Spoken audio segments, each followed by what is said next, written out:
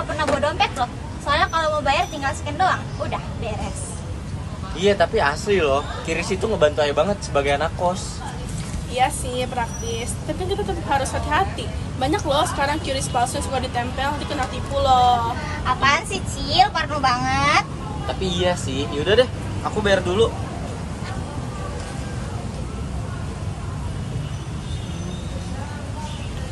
Dah, yuk kita cabut yuk. Yuk. Yuk.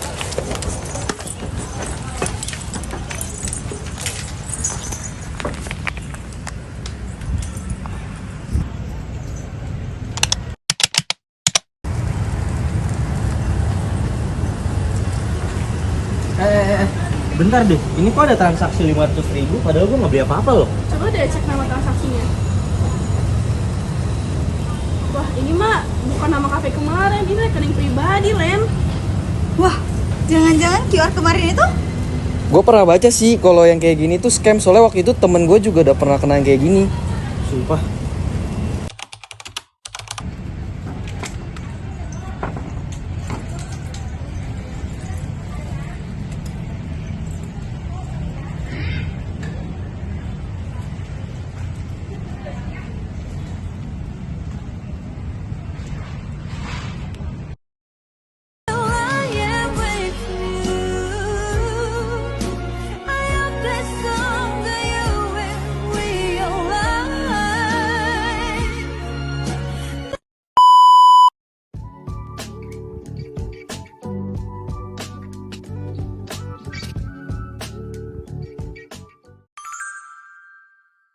Halo, saya Abraham Putra Nugroho dengan NIM 2004-691 dan kali ini saya akan interview teman saya tentang pengaruh QRIS di dalam hidup dia.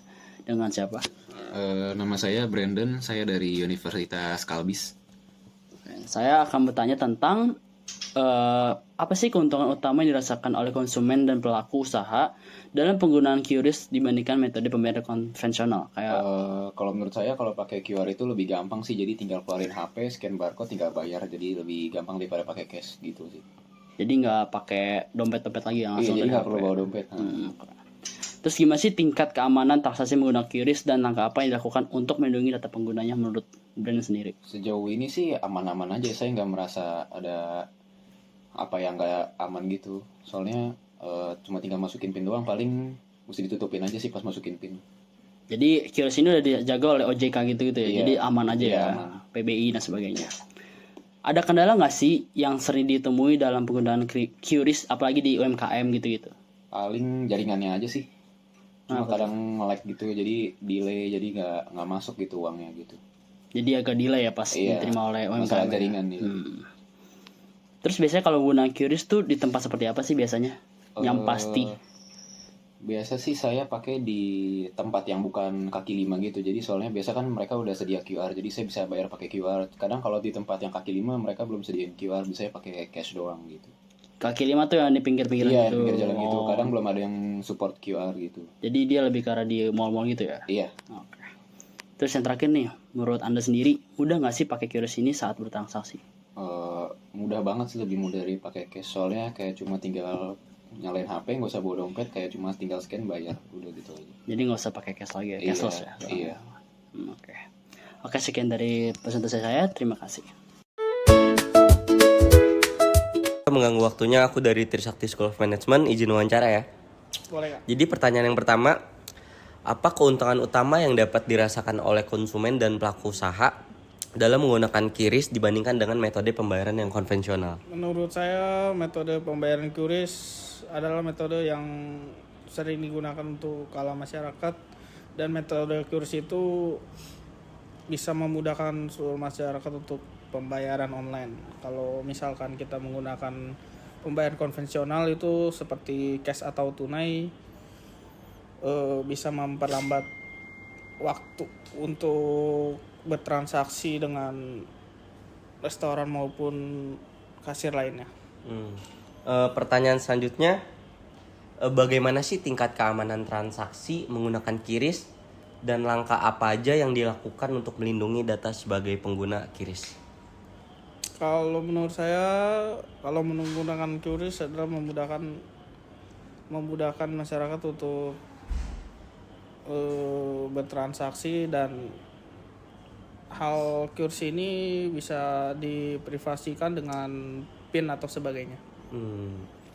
Oke, selanjutnya apa aja sih kendala yang sering kakak temuin dalam penerapan sistem QRIS ini di kalangan UMKM usaha? Sejauh ini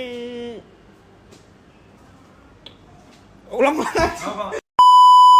Pertanyaan selanjutnya, apa aja sih kendala yang sering kakak temuin di dalam penerapan QRIS di kalangan UMKM ini?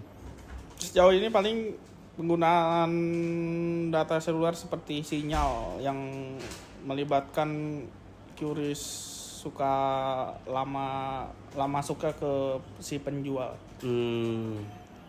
Dan selanjutnya kakak biasanya menggunakan QRIS tuh di tempat seperti apa? Biasa seperti tempat-tempat restoran, tempat playground, tempat-tempat makan lain dan sebagainya lah. Sekarang sudah banyak yang menggunakan metode pembayaran online atau QRIS. Oke, baik. Pertanyaan selanjutnya, menurut kakak nih, mudah atau tidak sih menggunakan sistem pembayaran QRIS saat bertransaksi? Menurut saya lebih mudah dibandingkan pembayaran melalui tunai atau konvensional, karena kita memakai QRIS ini bisa mempercepat pembayaran dengan waktu yang tepat dan efisiensi ya. Efisiensi. Oke Kak, terima kasih untuk waktu wawancaranya ya. Siap.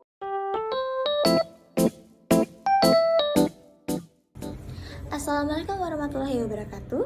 Shalom, Om Swastiastu, Namo Buddhaya. Salam kebajikan dan salam damai sejahtera bagi kita semua. Yang kami hormati, Ibu Dr. Julisar Suryadi, Sarjana Ekonomi Akuntansi, Magister Management, Chartered Accountant, Certified Data Analyst. Selaku dosen pengampu mata kuliah Digital Financial Institution dan teman-teman yang kami kasihi. Puji dan syukur kami panjatkan kepada Tuhan Yang Maha Esa, karena atas kelimpahan berkat dan karunia-Nya, kami dapat menyelesaikan proyek untuk menyelesaikan tugas akhir mata kuliah Digital Financial Institution yang berjudul Satu Scan Berjutaan Transaksi, QRIS dan Dinamika Risiko di Era Keuangan Digital. Sebelumnya, izinkan kami memperkenalkan diri terlebih dahulu. Nama saya Gisela Yovani dengan NIM 2024-654. Baik, perkenalkan nama saya Sofyan Alexander dengan NIM 2024-657. Perkenalkan nama saya Alexander Samorogo dengan NIM 2024-660. Nama saya Cecilia Rabella dengan NIM 2024-672. Nama saya Ditya Ramadan dengan NIM 2024-60076. Halo, perkenalkan nama saya Bram Putra Nugroho dengan NIM 2024-691. Halo, perkenalkan nama saya Khalid Christian Condro dengan NIM 2024-692. Pertama-tama, kita akan membahas tentang latar belakang dari QRIS dan dinamika resiko di era keuangan digital. Yang kita tahu, perkembangan teknologi digital telah mengubah cara masyarakat untuk melakukan transaksi keuangan. Salah satu yang paling menonjol di Indonesia itu adalah QRIS. QRIS itu kepanjangannya apa sih? QRIS itu kepanjangannya adalah Quick Response Code Indonesian Standard. Jadi QRIS itu adalah sistem pembayaran digital yang memanfaatkan teknologi barcode atau kode QR, di mana ini untuk menyederhanakan dan mempercepat proses transaksi. Jadi QRIS ini tuh dikembangkan oleh Bank Indonesia untuk menciptakan layanan pembayaran digital yang lebih cepat, lebih praktis, dan lebih efisien. Dan QRIS ini memungkinkan pengguna untuk melakukan pembayaran tanpa uang atau kartu fisik. Jadi kalian tinggal buka HP kalian, terus kalian buka untuk scan kode QR, lalu kalian tinggal melakukan transaksi, dan transaksinya selesai dengan secara cepat dan efisien. Jadi sebelum adanya QRIS, itu setiap penyelenggara jasa sistem pembayaran tuh harus membuat kode QR yang berbeda untuk tiap merchant. Jadi kalau misalnya merchant ini cuma ada kode QR untuk OVO, jadi kita cuma bisa bayar menggunakan OVO. Kalau misalnya merchant ini cuma ada kode QR untuk BCA, maka kita cuma bisa membayar menggunakan BCA. Nah, ini dipandang oleh BI itu nggak efisiensi, sehingga BI mengesahkan peraturan anggota Dewan Gubernur atau PADG tentang implementasi Standar National Quick Response Code untuk pembayaran pada 16 Agustus 2019. Nah, standar ini kemudian dikenal dengan nama QRIS, Quick Response Code Indonesian Standard. Penggunaan QRIS kini telah merambah ke berbagai sektor, mulai dari pedagang kaki lima hingga ke pusat perbelanjaan modern. Namun, di balik kemudahannya penggunaan QRIS, muncullah dinamika resiko yang kita tuh nggak bisa abaikan. Contohnya, itu ada ancaman keamanan digital, penyalahgunaan data, hingga ketimpangan literasi teknologi di kalangan masyarakat, terutama para lansia dan masyarakat yang emang belum terbiasa dengan pembayaran non-tunai. Nah, fenomena ini tuh menunjukkan adanya kesenjangan antara kecepatan adopsi teknologi dan kesiapan masyarakat dalam penggunaannya. Jadi, lansia dan masyarakat yang memiliki literasi digital yang rendah, mereka tuh seringkali merasa bingung dan merasa tersisih gitu. Karena mereka tuh harus berhadapan dengan sistem pembayaran digital tanpa pilihan tunai. Dan juga masih terdapat tantangan dalam inklusi keuangan, terutama bagi masyarakat yang mereka tuh belum punya akses ke layanan perbankan formal. Contohnya, kalau contohnya mereka tuh di desa dan mereka tuh nggak punya perbankan yang formal di sana, jadi tuh mereka nggak punya akses ke layanan perbankan yang formal. Nah, salah satu risiko dari ancaman keamanan digital dan penyalahgunaan data itu adalah keamanan cyber, contohnya kayak kebocoran data, terus pencurian informasi akun melalui kode QR yang palsu.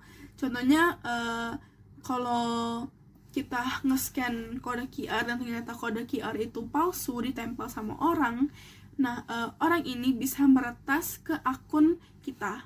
Jadi dia bisa mengambil informasi pribadi kita, terus uang kita diambil semua, data pribadi kita kayak nama, terus kartu keluarga dan lain-lain tuh bisa digunakan untuk pinjol atau pinjam online.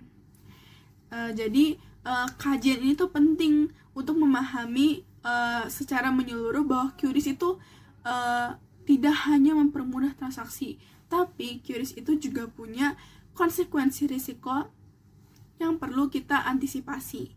Dengan begitu, transformasi keuangan digital dapat berlangsung secara inklusif, aman, dan berkelanjutan bagi seluruh lapisan masyarakat. Selanjutnya kita akan membahas rumusan masalah. Apa aja sih masalah-masalah yang kita bisa dapatkan? Yang pertama, apa aja risiko penggunaan QRIS bagi masyarakat? Yang kedua, apa kendala masyarakat dalam menggunakan QRIS? Yang ketiga, bagaimana nasib lansia yang nggak bisa pakai QRIS saat pembayaran hanya menerima digital atau QR saja? Yang keempat, bagaimana QRIS itu membantu masyarakat yang belum punya akses ke bank? Selanjutnya, kita akan membahas tujuan pembahasan dari pembahasan yang kita akan bahas hari ini. Yang pertama, untuk mengetahui resiko penggunaan QRIS bagi pengguna. Yang kedua, untuk mengetahui kendala pengguna dalam menggunakan QRIS. Yang ketiga, untuk mengetahui bagaimana nasib lansia yang tidak bisa pakai QRIS ketika pembayaran hanya terima digital. Yang keempat, untuk mengetahui bagaimana QRIS membantu masyarakat yang belum punya akses ke bank. Selanjutnya, kita akan membahas manfaat dari pembahasan kali ini. Ada dua manfaat, itu adalah manfaat teoritis dan manfaat praktis.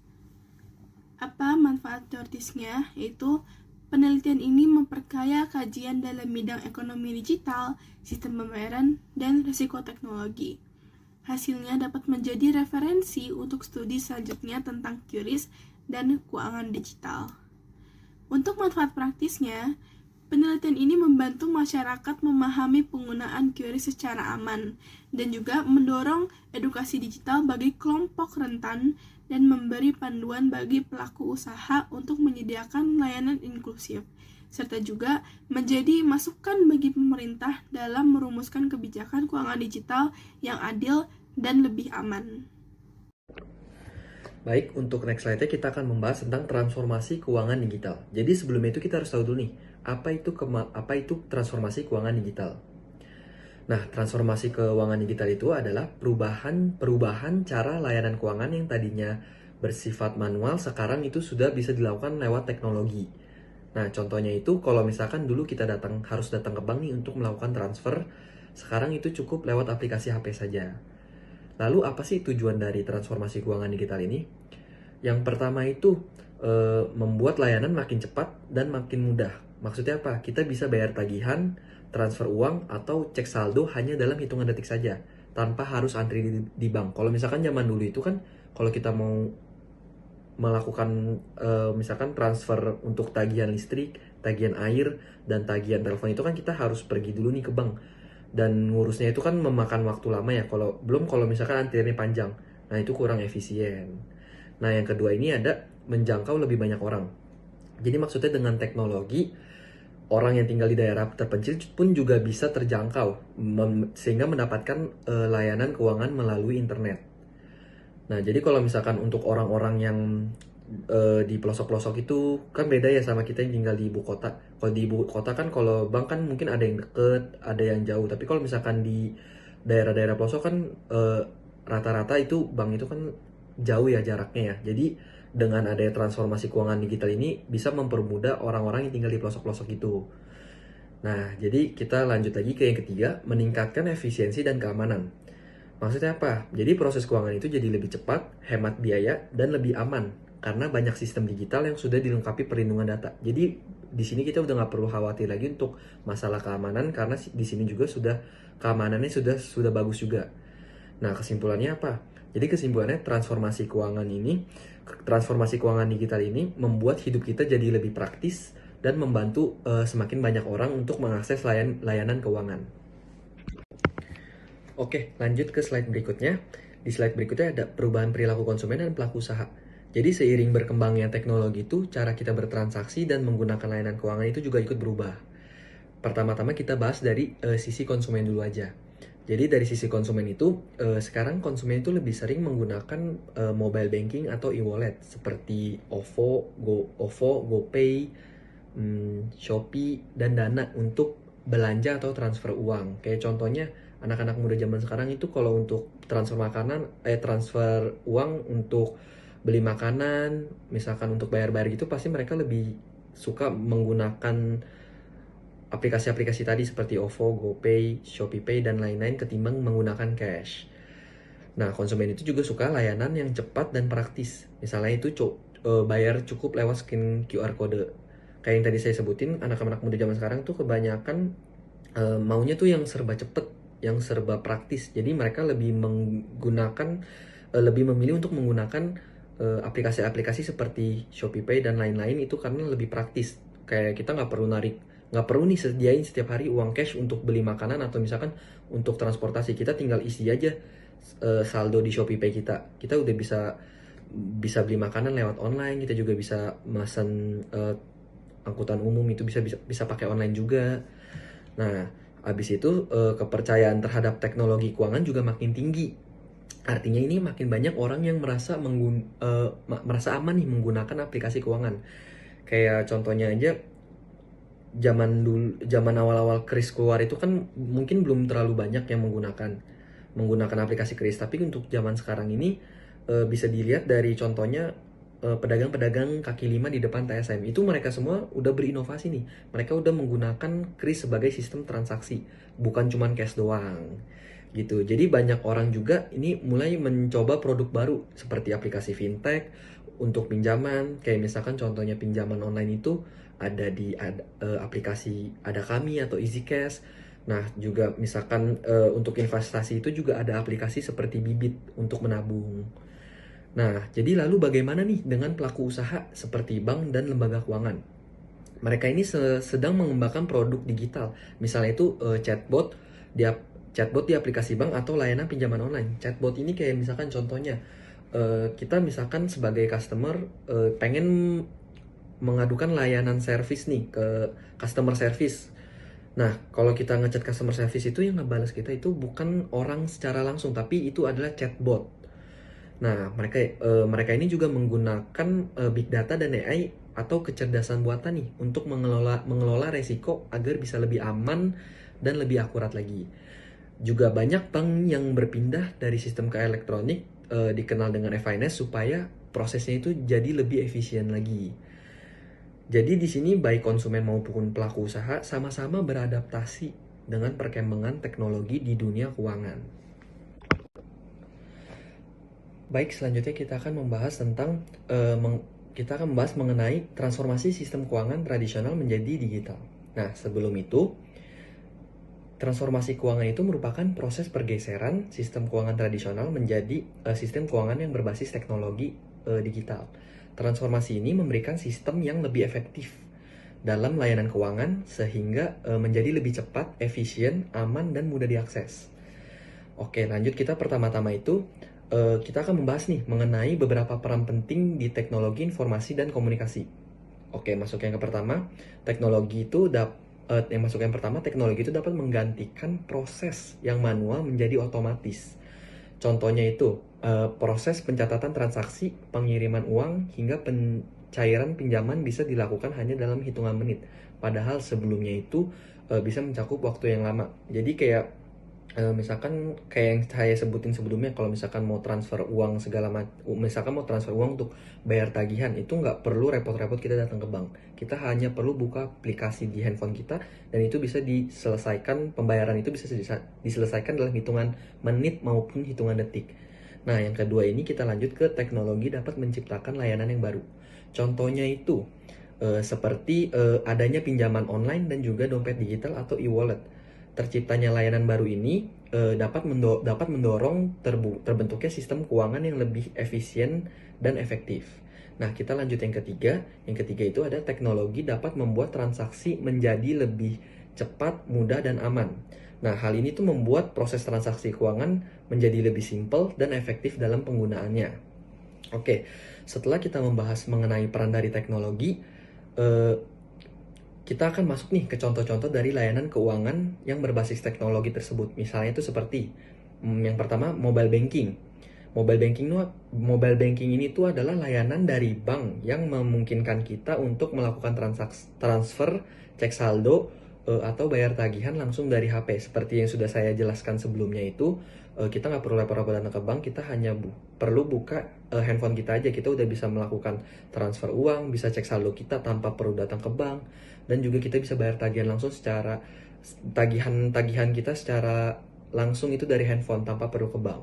Nah, lanjut ke fintech. Fintech ini itu apa? Fintech ini adalah layanan keuangan berbasis teknologi. Fintech ini juga bisa berupa seperti startup atau perusahaan teknologi keuangan yang menawarkan layanan seperti pinjaman online.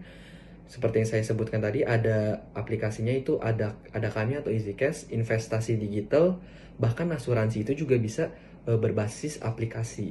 Nah, kita lanjut yang ketiga itu ada e-wallet.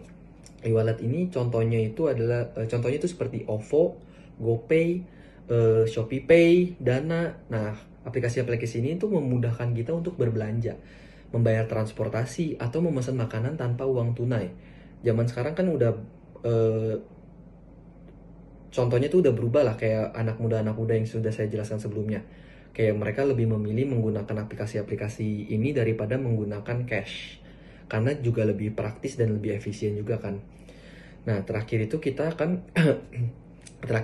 akan membahas mengenai dampak transformasi digital di dunia keuangan.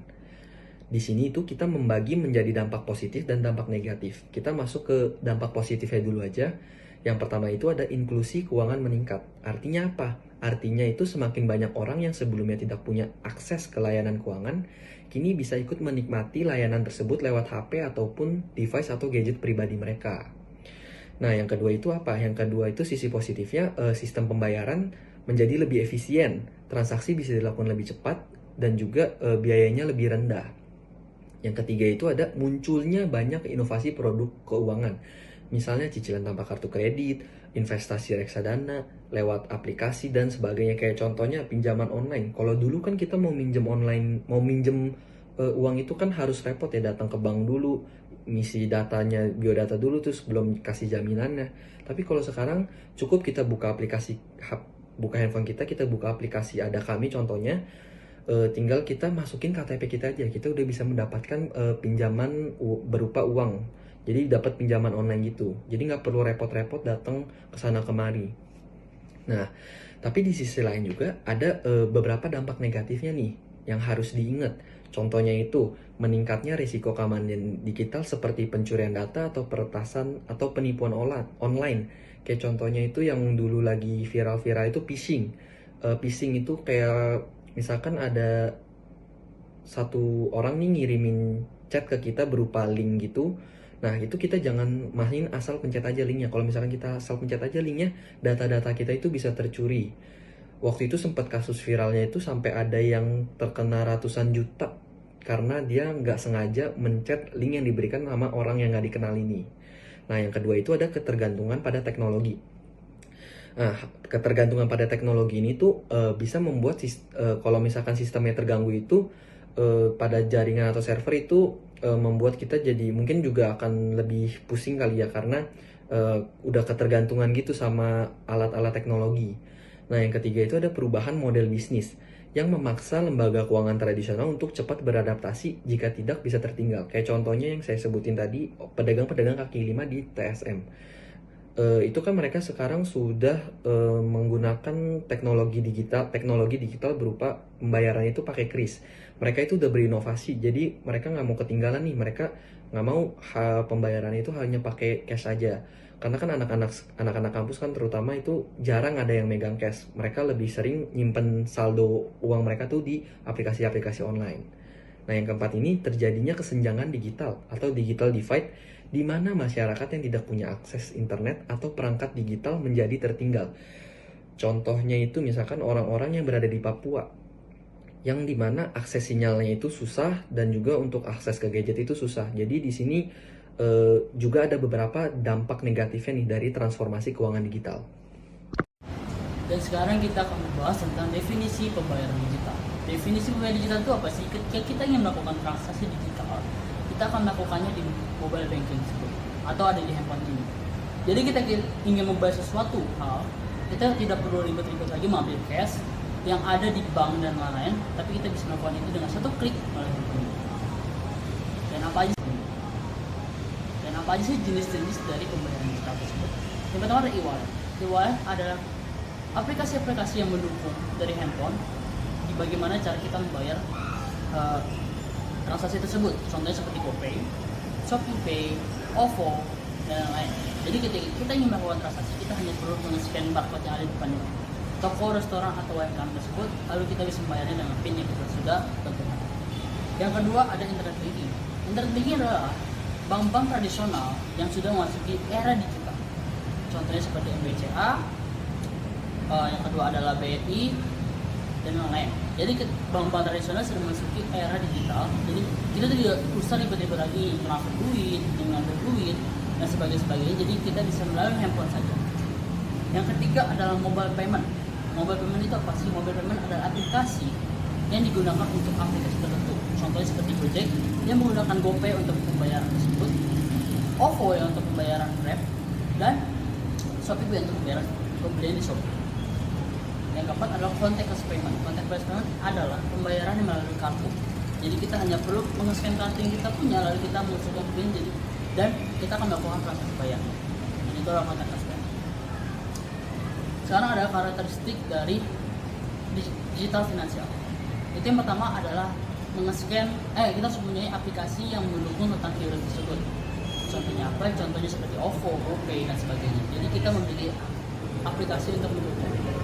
Kedua, kita harus meregister. Pertama, kita isi nomor handphone, KTP, dan juga PIN untuk kita melakukan pembayarannya. Yang ketiga, kita harus nge-scan barcode yang tersedia di toko penjualan atau UMKM. Contohnya QRIS dan lain-lain. Jadi kita bisa nge-scan, lalu masukkan nominalnya, dan yang ketiga adalah memverifikasinya dengan menggunakan PIN yang kita buat tadi. Dan itu akan dicatat oleh bank tersebut atau oleh e-wallet tersebut tentang pengeluaran dan pemasukan kita. Yang keempat adalah karakteristiknya. Karakteristik itu ada berbasis kode QR. Jadi QR itu adalah QRIS tadi. Jadi karakteristik dari digital finansial adalah QRIS tersebut. Yang kedua adalah interoperabilitas dan infaktualitas. Salah satu karakteristik utama dalam QRIS adalah untuk interoperable, artinya digunakan oleh berbagai jenis aplikasi pembayaran. Jadi QRIS ini tuh bersifat universal, bisa di-scan dari GoPay, bisa di-scan dari OVO, bisa di-scan dari BCA dan lainnya. Yang ketiga adalah caranya mudah dan praktis. Jadi benar-benar gampang dalam menggunakan QRIS tersebut. Jadi konsumen, pelaku penjualan dan UMKM nggak perlu repot lagi kalau tentang QRIS tersebut. Jadi konsumen tinggal men-scan, si penjual juga tinggal melihat datanya saja. Yang keempat adalah non tunai dan digital. Jadi kalau misalkan non tunai digital ini berarti kita hanya bisa mengasihnya tentang dari handphone tersebut, tidak melalui cash, tidak melalui pembayaran konvensional lainnya. Yang kelima adalah real time atau transparan. Jadi kita akan melakukannya secara real time. Hasil transaksinya juga real time dan transparan. Jadi kita bisa ngasih unjuk apa yang telah kita scan, apa yang kita bayar kepada penjual. Yang keenam itu terjamin. Jadi ini sangat terjamin dan dilindungi oleh OJK. Jadi setiap bank-bank yang ingin melakukan transaksi, ingin mencapai transaksi, itu harus melalui OJK dan PBI, Peraturan Bank Indonesia. Dan biaya transaksi juga efisien. Jadi rata-rata QRIS itu tuh tidak melakukan ada namanya pajak ataupun tidak dipotong biaya-biaya lainnya. Jadi langsung tentang harga yang ditentukan oleh seorang produsennya. Jadi kalau misalkan kita melakukan transaksi 10.000, berarti kita transfer di 10.000 pas. Yang kelapa adalah mendukung digitalnya finansial ekonomi nasional. Dan sekarang ada perbedaan-perbedaan antara pembayaran digital dan konvensional. Yang pertama media transaksi. Untuk pembayaran digital sendiri, transaksi itu lumayan banyak sekali, mulai dari GoPay, Gojek, ShopeePay, OVO dan lain-lain. Sementara konvensional itu cuma satu, yaitu cash. Jadi kita harus ngambil itu dari BCA lalu kita membayarnya ke dalam apa yang kita beli. Yang kedua adalah kecepatan transaksi. Untuk digital finansial itu kecepatan transaksi sangat-sangat cepat, tergantung internet kalian juga, sinyal kalian juga. Tapi kalau misalkan dari konvensional itu kita harus menarik duit cash tersebut, jadi kita harus menarik duit dan memberikan duit itu kepada penjual.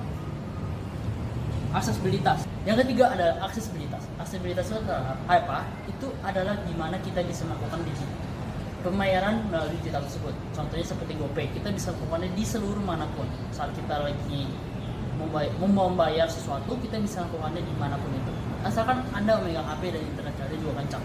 Kalau konvensional kita harus memiliki uang cash terlebih dahulu. Biasanya uang cash ini tuh kita ngambil dari bank, BCA dan lainnya. Jadi itu tuh kita lebih lama untuk mengambil uang cash karena pertama ngantri, yang kedua tempat-tempatnya tidak selalu ada di setiap titik Jakarta dan Jabodetabek di Indonesia bahkan. Yang keempat adalah keamanan. Tentang e-wallet tersebut sangat-sangat aman karena dilindungi oleh OJK dan diatur oleh PBI, Peraturan Bank Indonesia. Jadi untuk e-wallet tersebut itu sangat-sangat aman. Dan konvensional itu juga sangat-sangat aman karena itu dari banknya langsung. Jadi tidak mungkin ada suatu kecurangan yang tidak transparan. Yang keenam adalah pencatatan transaksi. Jadi saat kita melakukan transaksi itu akan otomatis masuk ke dalam pencatatan tersebut dan langsung transparan dan bisa dilihat oleh semua orang, mulai dari produsennya, mulai dari kitanya, konsumen sebagai konsumen dan lain-lain. Jadi saat kita melakukan transaksi tersebut itu sangat-sangat transparan dan tidak ada yang miss. Kalau konvensional itu juga sangat-sangat transparan karena kita menarik duit dari BCA juga itu sangat-sangat transparan. Berapa kita tarik duit dan berapa kita menaruh duit di BCA tersebut. Dan yang ketujuh adalah biaya tambahan. Tidak semua di digital wallet ini itu ada namanya biaya tambahan. Biaya tambahan tersebut itu tergantung oleh seorang produsennya. Jika produsen ingin mendapatkan biaya tambahan maka dia akan mengaturnya, jika tidak maka tidak. Kalaupun biaya konvensional juga tidak semuanya kena biaya tambahan, tergantung setiap produsennya. Tapi rata-rata untuk konvensional itu langsung diketok palu seharga yang kita deal-dealan. Yang terakhir adalah ketersediaan transaksi. Seperti saya bilang tadi, e-wallet itu sangat-sangat transparan dan dilindungi sangat oleh OJK. Jadi apapun bentuk kecurangan itu sangat-sangat bisa dilihat. Sama seperti konvensional, sangat bisa dilihat oleh kita sebagai pengguna bank. Jadi itu sangat-sangat bisa dilihat transaksi apa saja yang kita lakukan selama 1 bulan, 2 bulan, 1 tahun. Yang ketiga adalah regulasi yang mengatur sistem pembayaran digital Indonesia. Ini ada 3 undang-undang. Yang pertama PBI nomor 4 tahun 2025 tentang kebijakan sistem pembayaran. Kedua adalah PBI nomor 23 step 11 PBI 2021 tentang sistem pembayaran. Dan terakhir adalah PBI nomor 20 ayat 6 PBI 2018 tentang uang elektronik. 3 undang-undang ini cukup untuk mengatur mengatur dari digital finansial tersebut, dari e-wallet tersebut. Jadi semua orang yang menggunakan digital tersebut tidak perlu khawatir, tidak perlu risau jika uang mereka hilang atau uang mereka tidak transparan, karena Undang-Undang OJK, PBI juga sudah mengatur semua yang ada di dalam digital finansial tersebut. Yang selanjutnya adalah KRIS atau Quick Response Code Indonesian Standard. Nah, KRIS ini adalah kode QR standar nasional yang dibuat oleh Bank Indonesia bersama ASPI atau Asosiasi Sistem Pembayaran di Indonesia. Nah, kenapa sih QRIS ini dibuat? Jadi, dulunya setiap aplikasi pembayaran itu punya QR-nya sendiri. Jadi kalau kita ke satu toko, bisa ada beberapa QR yang berbeda-beda tergantung aplikasi apa yang kita pakai. Nah, atau biasanya kita tahu itu sebagai closed loop. Jadi, closed loop ini adalah sistem tertutup di mana transaksi hanya bisa dilakukan dalam satu ekosistem atau satu platform tertentu. Nah, contohnya adalah misalnya kamu punya saldo di aplikasi X, misalnya dompet digital tertentu, OVO gitu. Nah, maka kamu hanya bisa membayar merchant yang juga pakai aplikasi tersebut. Jadi kamu tidak bisa pakai saldo itu untuk bayar ke merchant yang pakai aplikasi Y, karena yang bisa pakai cuma aplikasi X. Nah, ini tuh bikin ribet dan gak efisien. Jadi, Bank Indonesia tuh memunculkan teknologi yang dinamakan dengan KRIS. Nah, hadirnya KRIS ini menjadikan solusi, guys. Dengan KRIS cukup satu QR code saja dan itu bisa dipakai untuk semua aplikasi pembayaran digital, baik dari bank maupun non-bank. Seperti misalnya nih, KRIS kita merchant itu pakai bank BCA dan kita pakainya bank Mandiri nih.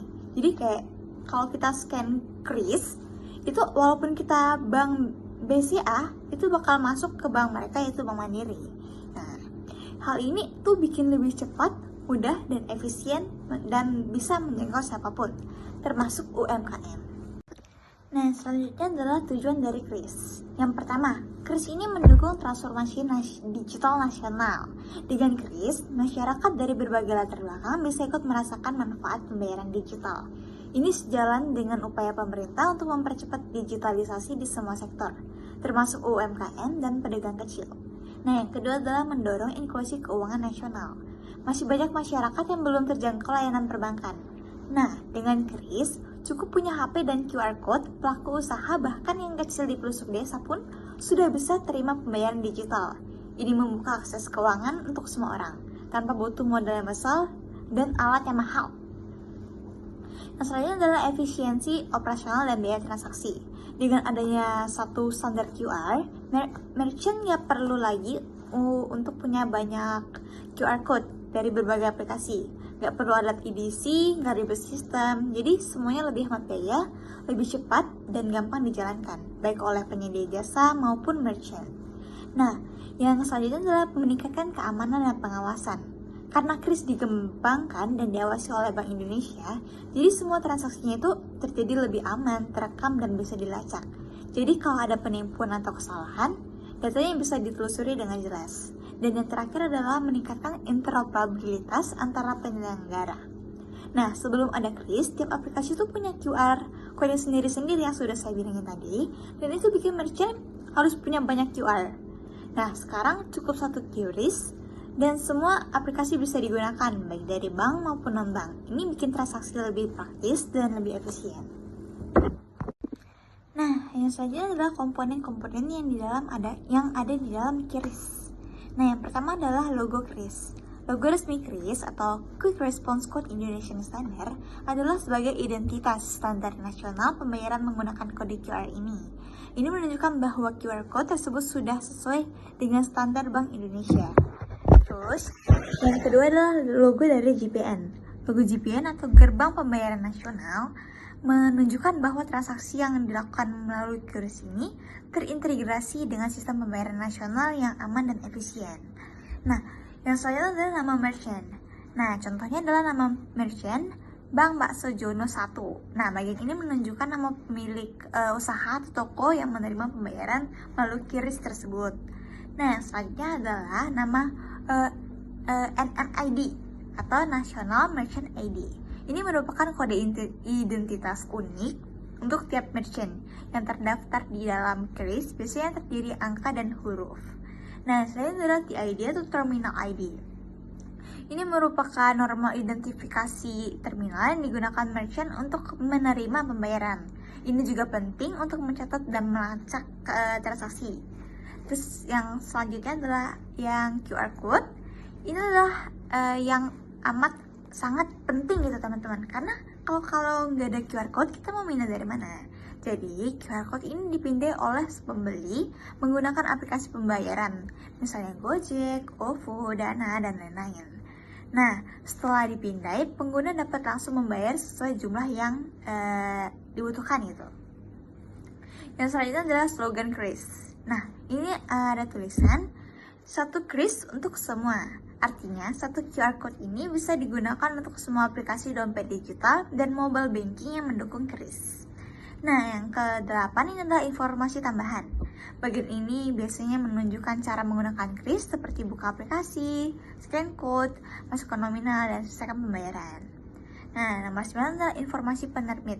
Ini menunjukkan siapa yang mencetak atau menerbitkan kris ini. Disertai versi cetaknya. Penerbit ini merupakan PISP atau penyelenggara jasa sistem pembayaran seperti bank atau fintech. Terus yang nomor 10 adalah ikon petunjuk penggunaan. Nah, ikon visual ini memudahkan pengguna untuk memahami langkah-langkah membayar menggunakan QRIS. Yang pertama adalah buka aplikasi, scan kode QR, lalu kita membayar. Nah, saya adalah pihak-pihak apa aja sih yang terlibat di dalam penggunaan QRIS ini? Nah, yang pertama adalah konsumen atau pengguna pembayaran. Mereka adalah orang-orang atau entitas yang menggunakan aplikasi seperti GoPay, OVO, Dana, dan lainnya untuk bertransaksi. Nah, mereka ini mempunyai peran penting dalam mendorong penggunaan QRIS dan literasi keuangan digital masyarakat. Jadi kalau nggak ada mereka tuh nggak ada yang beli gitu teman-teman. Nah, selanjutnya adalah merchant atau pedagang. Mereka adalah pelaku usaha yang menerima pembayaran lewat QRIS, mulai dari warung kecil, toko retail, sampai jasa transportasi. Nah, bagi mereka, QRIS ini memudahkan proses pembayaran secara otomatis dan juga mengurangi risiko yang palsu. Nah, yang selanjutnya adalah PJSP atau penyelenggara jasa sistem pembayaran. PJSP ini terbagi dari dua teman-teman, jadi issuer dan acquirer. Issuer ini adalah pihak yang menyediakan aplikasi pembayaran untuk konsumen. Kalau acquirer, pihak yang bekerja sama dengan merchant agar bisa menerima pembayaran. Nah, kalau PJSP ini bertanggung jawab atas proses teknis dan keuangan dari transaksi QRIS, serta menjaga keamanan data pengguna. Terus yang selanjutnya adalah Bank Indonesia dan ASPI. Bank Indonesia. Bank Indonesia ini berperan sebagai regulator yang membuat aturan, mengawasi, dan memastikan sistem berjalan sesuai dengan kebijakan. Oke, saya akan melanjutkan pembahasan mengenai manfaat implementasi QRIS, di mana kita perlu mengetahui bagaimana kita mengetahui manfaat strategis QRIS secara umum. Pada poin yang pertama, mempermudah transaksi non-tunai dari berbagai sektor, tidak hanya sebagai pelaku usaha, tetapi kita sebagai konsumen dapat merasakan kemudahan menggunakan transaksi QRIS dengan tidak menggunakan non-tunai ini. Terus pada poin yang kedua, mendorong inklusi keuangan dan digitalisasi UMKM. Dan 3, menurunkan ketergantungan terhadap uang tunai, di mana kita tidak perlu menggunakan uang tunai sebagai pembayaran yang konvensional yang biasanya kita lakukan, tetapi kita harus membiasakan dengan perkembangan teknologi pada sektor sistem keuangan ini dengan menggunakan QRIS, sehingga kita dapat mengurangi membawa uang fisik. Selanjutnya, mempercepat transformasi ekonomi berbasis digital, di mana QRIS ini adalah salah satu kemajuan teknologi dalam sistem pembayaran atau transaksi yang telah dibuat dan digunakan oleh seluruh masyarakat, yang dimana mempercepat dalam sistem pembayaran. Dan selanjutnya, mendukung kebijakan fiskal dan moneter nasional, di mana kebijakan QRIS ini sudah ditetapkan dan sudah dilakukan oleh seluruh masyarakat Indonesia. Digitalisasi bagi UMKM dan inklusi. QRIS mudah dan murah untuk UMKM, di mana ketika kita menggunakan QRIS kita hanya perlu memiliki gadget dan akun pada bank-bank yang telah kita miliki. Lalu kita mendapatkan kemudahan dalam bertransaksi dan efisiensi waktu, dan membantu pencatatan keuangan di mana ketika kita menggunakan QRIS, laporan yang telah kita buat dan sistem pencatatan transaksi yang kita lakukan, uang keluar dan masuk akan secara otomatis masuk ke dalam laporan keuangan yang telah kita punya dan mempercepat akses kepada layanan keuangan. Selanjutnya, kemudahan dan kecepatan dalam bertransaksi. Pada poin yang pertama, konsumen hanya perlu memindai kode QR melalui aplikasi pembayaran tanpa uang tunai atau kartu. Yang dimaksud dari konsumen hanya perlu memindai QR adalah ketika kita melakukan sistem pembayaran dengan QRIS, kita hanya perlu men-scan dari mobile phone yang kita miliki pada kode QR yang telah ditunjukkan oleh para pelaku usaha atau UMKM, dan kita dapat melakukan pembayaran tanpa uang tunai ataupun debit card. Dan poin selanjutnya, transaksi selesai hanya dalam hitungan detik, memberikan efisiensi tinggi saat check out. Jadi ketika kita melakukan transaksi dengan QRIS ketimbang dengan uang tunai atau debit card, transaksi dengan QRIS ini sangat membutuhkan waktu yang sangat sedikit atau lebih efisiensi dibanding pembayaran dengan debit card ataupun uang tunai, mengurangi antrian dan mempercepat layanan di merchant. Jadi ketika kita sedang bertransaksi di salah satu tempat makan atau restoran, kita dapat melakukan pembayaran secara cepat dan mengurangi antrian secara tidak langsung, karena dalam menggunakan QRIS ini kita sangat cepat sekali dalam melakukan pembayaran. Dan selanjutnya, relevan dengan konteks pandemi karena meminimalkan kontak fisik. Jadi relevan dalam konteks pandemi ini ketika saat kita pandemi, kita tidak boleh melakukan kontak fisik terhadap satu sama lain. Jadi sistem QRIS ini juga sangat membantu kita dalam sistem pembayaran ketika saat pandemi. Dan sesuai dengan teknologi acceptance model TAM yang menekankan bahwa persepsi terhadap kemudahan penggunaan akan mendorong penerimaan teknologi oleh masyarakat. Jadi sistem QRIS ini dapat diterima dan dilakukan oleh semua orang masyarakat karena dapat memudahkan dan membantu kita dalam bertransaksi ataupun kegiatan jual beli kita. Yang terakhir, membentuk pengalaman belanja yang lebih nyaman, cepat, dan aman bagi pengguna. Selanjutnya, efisiensi biaya operasional bagi merchant. Yang pertama, para pelaku usaha dan pelaku UMKM tidak perlu menggunakan atau membeli mesin EDC atau perangkat tambahan yang biasa digunakan sebagai pembayaran dengan menggunakan debit card, karena itu akan sangat mengurangi operasional para pelaku usaha dan pelaku UMKM. Jadi para pelaku usaha dan pelaku UMKM ini cukup mencetak atau menampilkan kode QR yang mereka miliki pada bank-bank mereka yang telah mereka miliki, dan biaya administrasi atau fee transaksi lebih rendah dibanding metode elektronik pembayaran lainnya, yang dimana biaya administrasi dengan menggunakan QRIS ini sangat murah. Kalau tidak salah hanya sebesar 500 perak untuk setiap transaksi.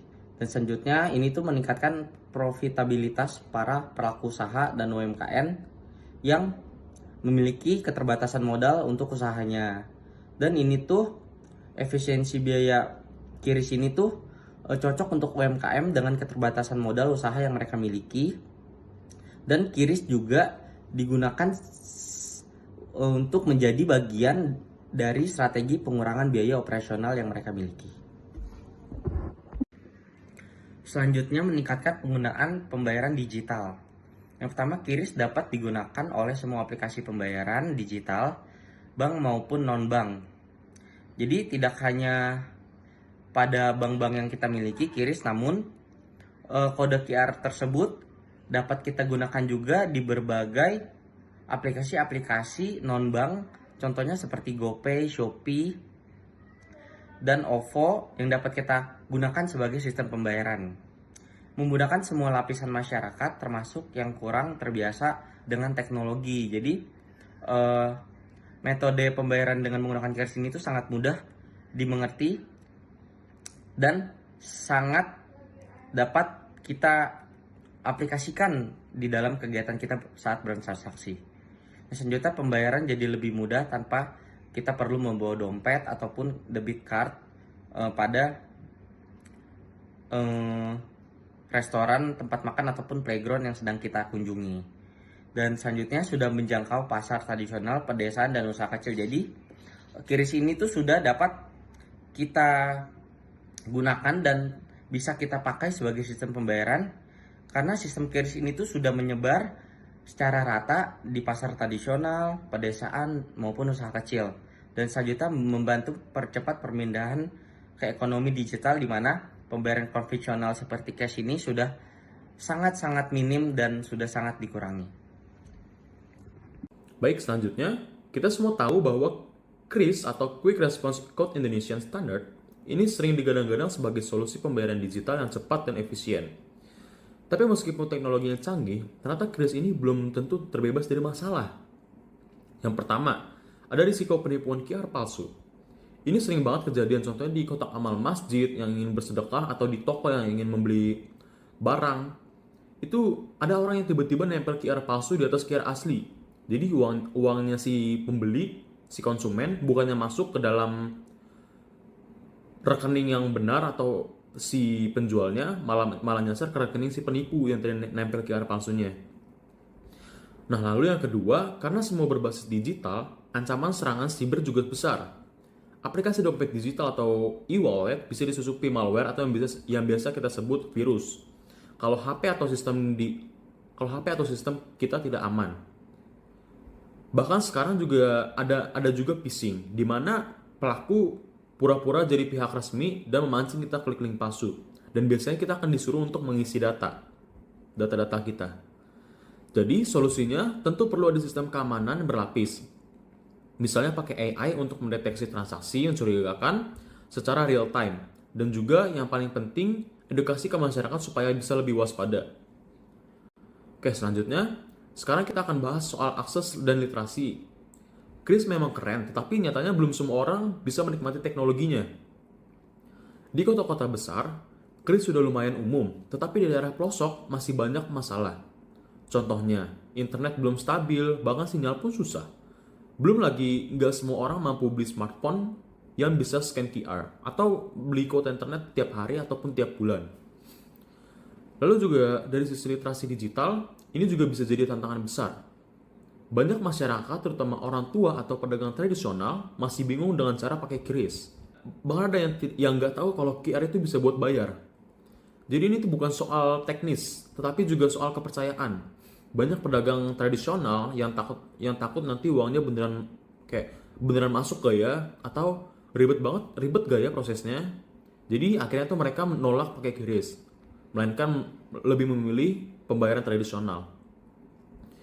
Jadi edukasi itu penting, karena kalau masyarakat bingung atau salah paham, mereka bisa jadi korban penipuan. Dan kalau informasi nggak simbang, bisa timbul masalah ekonomi kayak asymmetric information. Oke, selanjutnya, kita juga perlu waspada terhadap potensi monopoli.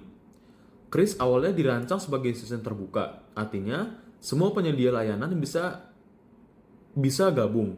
Tapi faktanya, sekarang justru ada beberapa platform besar yang mulai mendominasi pasar. Mereka punya modal, data pengguna, dan juga jaringan yang luas banget. Akibatnya, startup kecil atau UMKM yang baru mau masuk ke dunia digital jadi kesulitan bersaing, dan lebih bahayanya lagi kalau pasar didominasi oleh segelintir pemain besar. Mereka bisa seenaknya atur biaya transaksi, promo, sampai akses ke data kita. Contoh nyatanya, kalau kita mau pasang QRIS sebagai pedagang, kita harus lewat pihak ketiga yang besar yang ambil biaya potongan biayanya. Jadi ini tuh bikin sistemnya nggak inklusif lagi. Solusinya, pemerintah harus aktif bikin regulasi yang adil dan terbuka supaya ekosistem QRIS tetap sehat dan bisa mendorong inovasi. Jangan sampai cuma segelintir pihak yang untung. Jadi, QRIS memang membawa kemudahan, tetapi juga datang dengan sejumlah tantangan. Mulai dari keamanan digital, akses infrastruktur, sampai potensi dominasi oleh platform besar. Kita sebagai generasi digital harus peka terhadap hal ini, karena bukan cuma soal teknologi, tapi juga soal keadilan dan keamanan dalam sistem keuangan. Oke, lanjut ke pendekatan teoritis terhadap risiko digital. Yaitu ada perubahan besar sektor keuangan menuju digital, munculnya risiko digital seiring kemajuan teknologi. Risiko digital itu tidak bisa dihindari tapi bisa dikelola. Lalu pentingnya pendekatan teoritis dalam memahami risiko. Dan yang terakhir itu tujuan menjaga keamanan dan keberlanjutan sistem keuangan. Oke, jadi kita tahu bahwa sekarang sektor keuangan itu semakin banyak menggunakan sistem digital.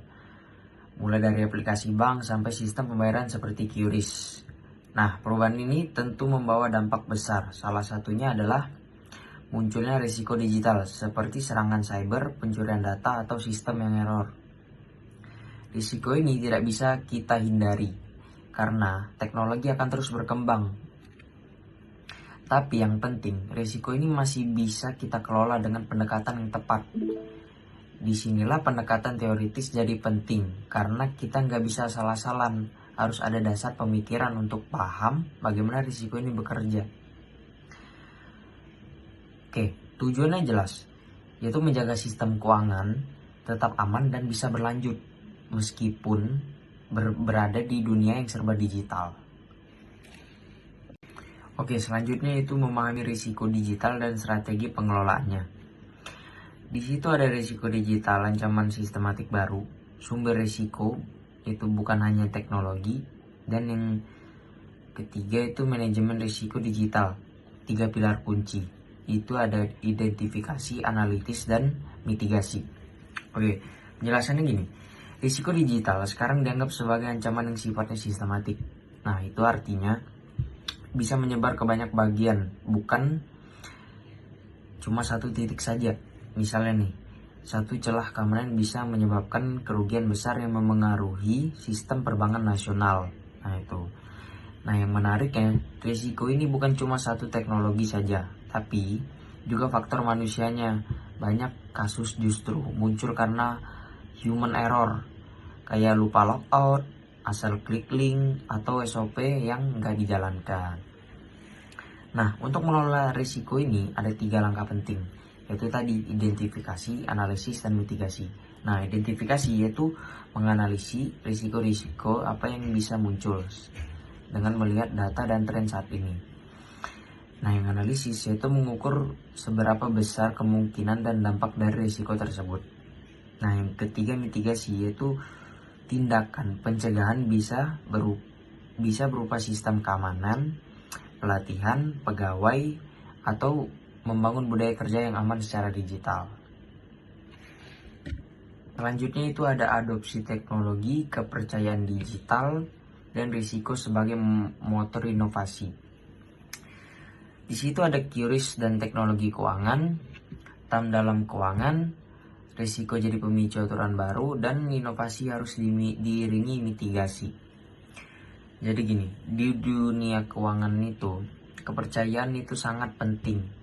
Misalnya kita pakai QRIS, kalau kita nggak percaya sistem nyaman, pasti kita ragu-ragu pakai.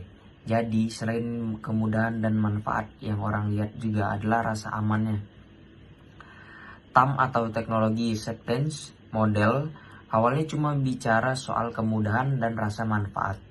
Tapi dalam konteks keuangan, rasa aman dan risiko ikut menentukan apakah teknologi itu bakal diterima atau tidak. Lalu, risiko digital juga bisa mendorong munculnya kebijakan baru. Misalnya karena sering terjadi serangan cyber, akhirnya dibentuklah CSIRT, yaitu Tim Respon Keamanan Cyber. Dan yang terakhir, inovasi nggak bisa jalan sendiri, harus ada mitigasi. Karena kalau inovasi jalan tanpa pengelolaan risiko, itu sama aja dengan ambil risiko besar yang bisa berbahaya. Tapi kalau dikelola dengan baik, justru risiko bisa jadi jalan menuju inovasi yang lebih kuat dan aman. Jadi dari hasil wawancara saya dengan narasumber yang telah saya wawancara, saya dapat menyimpulkan bahwa QRIS ini dianggap praktis dan efisien dalam memudahkan bertransaksi. Dan selanjutnya, sistem pembayaran QRIS ini tuh lebih cepat dibandingkan dengan pembayaran konvensional seperti pembayaran cash ataupun debit card. Dan kita sebagai user dapat merasa aman dan nyaman saat melakukan transaksi dengan QRIS karena kita memiliki sistem keamanan pada QRIS yang dapat kita percayai sangat aman dan sangat ketat dalam menjaga privasi kita sebagai user. Dan diperlukannya dukungan jaringan dan internet yang stabil agar QRIS dapat berjalan optimal. Jadi QRIS ini dapat didukung dengan sinyal dan jaringan yang bagus agar kita dapat bertransaksi secara lancar.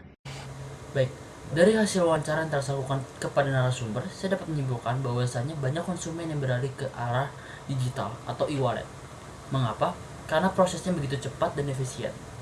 Dan selain itu, konsumen juga menaruh rasa kepercayaan lebih kepada digital karena dia telah lulus peraturan oleh OJK dan diawasi langsung oleh PBI, Peraturan Bank Indonesia. Sehingga konsumen merasa aman ketika dia menaruh duit di dalam e-wallet. Dan mungkin kelemahan dari e-wallet sendiri adalah di sinyal yang sangat-sangat lemah. Sehingga ketika dia melakukan pembayaran itu dapat terhambat karena sinyal yang lemah. Oke, selanjutnya kita akan membahas tentang resiko penggunaan QRIS bagi pengguna. Yang pertama itu ada ancaman keamanan. Jadi tidak semua QR code itu aman. Ada juga yang bisa dipalsukan, sehingga uang yang kita harusnya kirim misalkan ke sebuah toko malah masuknya ke oknum-oknum yang mengganti QR code ini. Jadi sebelum kita melakukan transaksi QRIS ini, kita harus pastikan dulu nih QR kodenya ini namanya itu sudah betulan yang kita tuju atau bukan. Kalau misalkan yang tidak kita tuju, lebih baik kita jangan melanjutkan transaksi. Karena itu uang yang kita kirim nanti masuknya malah ke oknum-oknum yang mengganti QR code tersebut. Nah, yang kedua itu ada tantangan integrasi. Jadi tidak semua toko atau aplikasi bisa menerima QRIS. Jadi kita tetap perlu siap pakai cara lain untuk bayar. Kayak contohnya kita tetap sediain cash atau kartu debit atau kartu kredit. Kan kalau misalkan kita pergi makan ke warteg kan nggak semua warteg itu menyediakan layanan QRIS kan untuk pembayarannya. Jadi kita tetap harus menyediakan berupa cash atau kartu kredit atau kartu debit untuk berjaga-jaga seandainya QRIS-nya itu tidak bisa digunakan. Yang ketiga itu ada ketergantungan pada teknologi. Di sini kan QRIS itu butuh HP, butuh sinyal, dan juga butuh baterai. Kalau misalkan HP-nya mati atau nggak ada sinyal itu kan kita jadi tidak bisa melanjutkan proses pembayaran. Nah, di sini kita harus tetap menyediakan seperti yang saya sebutkan tadi, kita harus tetap menyediakan cash, debit atau kartu kredit. Nah, yang keempat itu ada perubahan model bisnis. Pedagang juga mungkin perlu ubah sistem pembayaran di tokonya. Kadang itu ada biaya tambahan yang bikin harga barang jadi lebih mahal. Kayak misalkan contohnya kita beli barang 10.000, malah ada pajak jadi 12.000 gitu. Nah, yang kelima itu ada resiko kehilangan perangkat. Kalau misalkan HP kita hilang, orang lain itu bisa aja pakai aplikasi pembayaran kita untuk membayar kebutuhannya dia. Jadi kita tuh penting banget nih untuk selalu waspada waktu kita pergi keluar dengan handphone kita atau gadget kita. Terutama kita harus juga mengunci gadget kita dan juga kita harus tetap berhati-hati dalam pergi-pergi keluar supaya jangan sampai pas handphone kita hilang, si oknum yang mencuri ini tuh bisa menggunakan handphone kita dan melakukan pembelian menggunakan keuangan digital kita. Itu kan nggak mau banget dong terjadi. Nah, yang terakhir itu ada keterbatasan penerimaan dan biaya tambahan. Jadi tidak semua toko itu menerima QRIS, apalagi di daerah yang sinyalnya kurang bagus. Kadang juga ada biaya tambahan kalau bayar pakai QRIS. Nah, kesimpulannya ini apa? Kesimpulannya QRIS itu memang bikin transaksi jadi gampang, tapi kita juga harus tetap hati-hati dan siap resiko yang mungkin terjadi. Selanjutnya, QRIS atau Quick Response Code Indonesian Standard ini adalah sistem pembayaran digital yang berbasis kode QR yang dibuat oleh Bank Indonesia. Tujuannya itu buat nyatuin semua QR dari berbagai aplikasi menjadi satu standar nasional. Dengan QRIS, konsumen dan pelaku usaha jadi bisa transaksi lebih gampang dan cepat. QRIS ini juga sekarang banyak dipakai di kalangan UMKM. Tapi meskipun terlihat praktis, di lapangan masih banyak kendala yang bikin penerapannya belum merata. Nah, itu yang akan bakal saya bahas lebih lanjut. Kalau kita lihat di lapangan, ada beberapa masalah utama yang bikin QRIS belum bisa jalan secara maksimal. Yang pertama, soal infrastruktur teknologi. Di banyak daerah, sinyal internet masih susah, apalagi di desa atau di daerah terpencil. Karena QRIS masih butuh koneksi internet. Ini jelas jadi hambatan. Lalu yang kedua, soal literasi digital. Masih banyak masyarakat yang belum paham cara pakai QRIS, apalagi yang udah lanjut usia atau pelaku usaha kecil yang belum terbiasa menggunakan teknologi. Yang ketiga, ada juga masalah teknis, misalnya aplikasinya yang lemot, QR-nya yang nggak kebaca, atau saldo kepotong padahal transaksinya gagal. Ini bikin orang jadi ragu pakai QRIS. Yang terakhir, soal keamanan. Walaupun sistemnya sudah aman, tetapi ada aja risiko kayak QR palsu ditempelin di atas QR asli buat nipu. Jadi wajar kalau orang masih was-was ataupun masih curiga. Selain kendala tadi, masih banyak juga faktor yang bikin QRIS belum jadi pilihan utama untuk dalam transaksi. Salah satunya, biaya transaksi memang cuma 0,7%, tetapi buat pelaku UMKM yang keuntungannya tipis, itu bisa menjadi beban. Lalu selanjutnya, ketergantungan sama teknologi. QRIS cuma bisa dipakai kalau kita punya smartphone, baterai yang cukup, dan juga koneksi internet. Kalau salah satunya nggak ada, transaksinya gagal ataupun tidak bisa dilakukan. Ketiga, masih banyak orang yang lebih nyaman pakai uang tunai.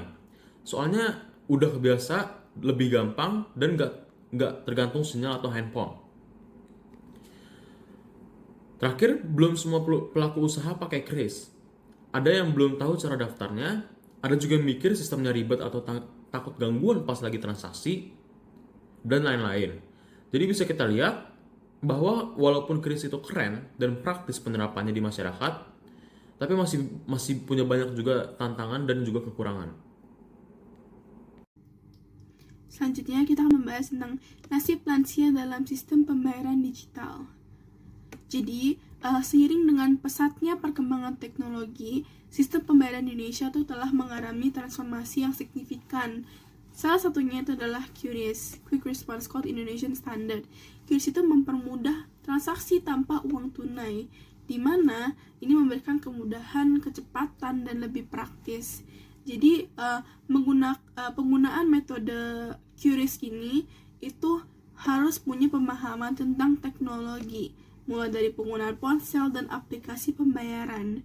Nah, bagi sebagian anak muda, ini tuh kayak kehidupan sehari-hari mereka. Mereka udah terbiasa dengan teknologi karena mereka tumbuh di era modern di mana teknologi itu sedang berkembang. Namun, bagi sebagian masyarakat atau para lansia, mereka tuh nggak tumbuh di era yang modern ini. Mereka tumbuh di era di mana teknologi tuh masih asing di mereka. Jadi mereka tuh kesulitan dan bingung gimana sih cara menggunakan pembayaran digital ini kayak QRIS, ShopeePay, GoPay, OVO. Karena kan sekarang setiap merchant gitu di mall ataupun di UMKM sekarang mereka nggak nerima uang tunai lagi, jadi mereka hanya menerima pembayaran digital. Nah, dimana lansia ini sekarang tuh mereka lebih merasa nyaman menggunakan uang tunai dibandingkan dengan uang elektronik. Selain itu, uang tunai itu lebih sederhana, dan mereka tuh menganggap wah uang tunai itu lebih aman dibandingkan dengan uang elektronik. Jadi itu mereka nggak perlu menggunakan elektronik yang rawan akan pencurian data. Tapi karena sistem pembayaran digital selalu berkembang mengikuti zaman, lansia itu memerlukan bimbingan untuk dapat beradaptasi dengan teknologi ini.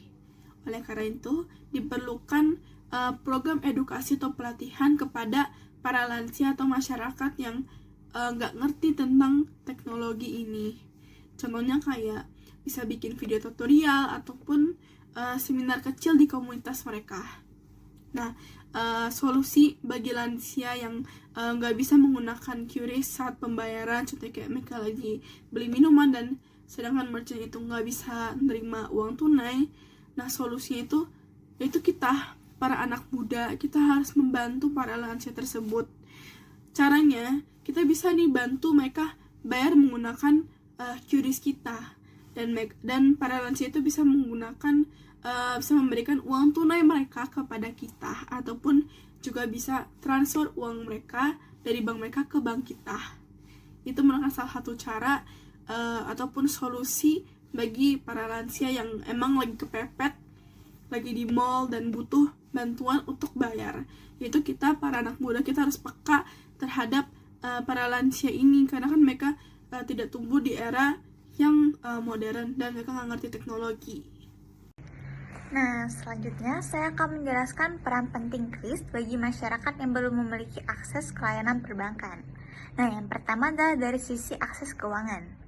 Sebelum ada KRIS, banyak masyarakat, terutama di daerah terpencil atau pelosok, tidak bisa ikut dalam transaksi digital karena tidak punya rekening bank. Nah, KRIS hadir sebagai salah satu solusi. Dengan hanya menggunakan ponsel atau di dompet digital seperti OVO, Dana, atau Shopee Pay, masyarakat bisa ikut dalam ekonomi digital. Artinya, mereka bisa tetap jual beli secara cashless tanpa harus punya akun bank atau alat pembayarannya mahal. Terus yang kedua adalah keuntungan bagi UMKM. UMKM juga sangat diuntungkan. Dengan KRIS, transaksi yang mereka lakukan jadi lebih praktis dan otomatis tercatat. Biasanya itu ada di mutasi gitu. Nah, ini penting karena pencatatan keuangan yang rapi membantu mereka lebih mudah masuk ke dalam sistem keuangan. Selain itu, ada data transaksi digital. Ini juga bisa jadi bekal mereka untuk mengakses pembiayaan usaha. Misalnya mengajukan pinjaman ke bank atau lembaga keuangan lainnya. Nah, yang ketiga adalah tantangan dan upaya pemerintah. Walaupun KRIS punya banyak manfaat, penerapannya juga mempunyai banyak tantangan ya teman-teman. Contohnya, masih banyak masyarakat yang belum paham cara pakainya karena literasi digital yang rendah. Selain itu, akses internet juga belum merata di semua daerah, jadi kayak kemungkinan nge-lag-nya tinggi gitu teman-teman. Nah, contohnya, pemerintah dan Bank Indonesia itu terus mendorong edukasi dan mendampingan supaya semakin banyak orang yang bisa menggunakan KRIS dan percaya diri dan aman. Nah, jadi KRIS ini bukan hanyalah alat pembayaran, ia juga merupakan jembatan yang membantu masyarakat untuk masuk ke sistem keuangan digital, sekaligus mendukung pertumbuhan UMKM dan pemerataan ekonomi di Indonesia. Oke, kesimpulan dari materi ini adalah QRIS adalah inovasi pembayaran digital yang mempermudah transaksi, mendukung inklusi keuangan, dan mendorong digitalitas UMKM. Meski menawarkan kemudahan dan efisiensi, QRIS juga menghadapi tantangan seperti risiko keamanan digital, keterbatasan infrastruktur, dan rendahnya literasi teknologi di masyarakat. Maka dari itu, penerapan QRIS perlu disertai edukasi, peningkatan keamanan, dan dukungan infrastruktur agar manfaatnya bisa dirasakan secara merata. Nah, di sini ada saran-saran. Yang pertama yaitu tingkatkan literasi digital, khususnya bagi lansia dan UMKM. Yang kedua ada perkuat sistem keamanan untuk mencegah penipuan QRIS. Yang ketiga ada perluas infrastruktur digital di daerah terpencil. Oke, yang keempat itu awasi persaingan agar tidak terjadi monopoli platform. Nah, yang terakhir yaitu libatkan generasi muda dalam mendampingi pengguna awam. Sekian presentasi dari kelompok kami. Terima kasih atas perhatian dan waktu yang telah diberikan. Mohon maaf jika ada kesalahan atau kekurangan kata dalam menyampaikan. Terima kasih.